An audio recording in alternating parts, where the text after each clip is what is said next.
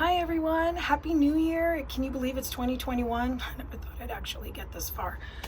All right, so there is a lot to talk about today. I want to try to keep this under 10 minutes, so I'm apologizing if I go over 10 minutes. We want to talk about the Aquarian Age that we are currently in, and we also want to talk about the 5 universal year that we are all in. So, oh my God, I'm so excited to talk about this because we've been talking about a lot of people have been hearing about the Aquarian Age for so long. I know I have. I have really amazing friends that are astrologers and they've been talking about it forever. Now, what is the Aquarian Age? So we are officially in the Aquarian Age. What is the Aquarian Age? All right, so let's take a look at, think about Aquarius. Now, if you are an Aquarian or you know any Aquarians, Aquarius is original. It rules computers, it rules science, it rules technology, it rules humanity. So the Aquarian Age is really all about raising our consciousness and for everybody actually, to raise your consciousness to a higher level of vibration so that we can all really be more in sync. Okay, so I'm gonna go just a little psychic cuckoo. The Atlantis, if anybody knows the history of Atlantis or the myth of Atlantis, I really do believe in my heart that Atlantis exists, and I actually think that they found parts of Atlantis underwater near Greece. Atlantis was a time when people were a little bit more, how do I say this? Had a higher consciousness, you know, they talked telepathically. There were a lot of psychics. There were a lot of magicians, although not like spooky magicians, but, you know, people that had a lot of power. And it was very more of a spiritual, elevated time. And then, you know, people got greedy and got, this is the myth anyway, that people got very greedy with their power, and it just pretty much, Atlantis blew up. There was there was this big, I want to say it was almost like an ocean storm that just sort of overtook the whole, all of Atlantis. At least that's one of the myths. But my point is that the Aquarian Age is a lot. It's huge. It's all about shifting your consciousness, opening up your mind, really connecting with your own individuality. Think about Aquarians. Aquarians really beat at their own drum. They do their own thing. They're kind of like on their own time schedule. They don't really like to be told what to do a lot of the times. But there is something they're also free spirits. Thank you, spirits, like they're free spirits. There is this freeness, you know, there is this sort of it's an air sign, but so it's an air energy. It's very just like, let's just go and get it done. And it's fun and it's creative and it's quirky. So this is the energy that we are stepping into. It's also really spiritual. Aquarians are very, very spiritual, a lot of them. And it is about us all really raising our vibration more in the light and not staying in this darkness. And so what is darkness? Darkness is this fear that we feel, the anxiety, the hate, the anger.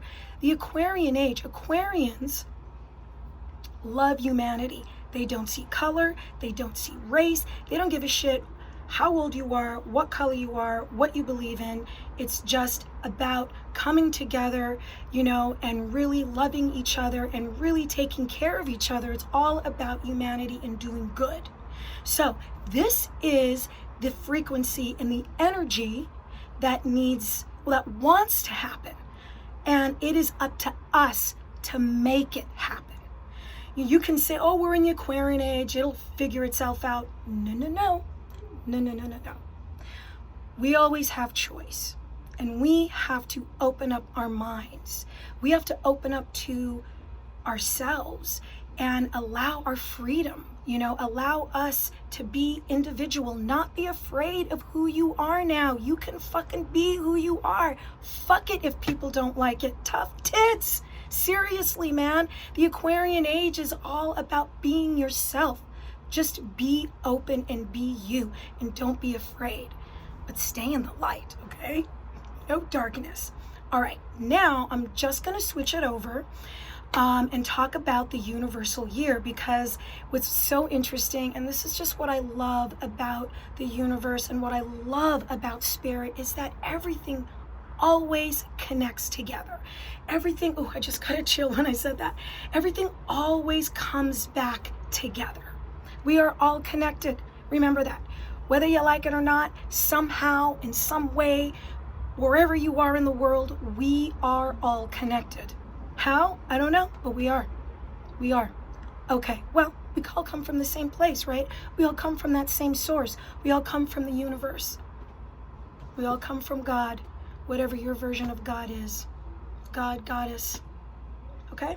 All right, so universal 5-year. How do you get to the universal 5-year? You add 2021. 2 and 2 is 4, plus 1 is 5. 5-year, universal. So this is happening all around the world, which is, in tarot, the Hierophant year. This card always keeps coming up. All right, so let's talk about the 5-year. The 5 universal year is also a very free-spirited year. It's all about change, and it's about restructuring. Now, a lot of times when I'm doing readings and people are in a 5 personal year, I always say, okay, get ready. This is going to be crazy.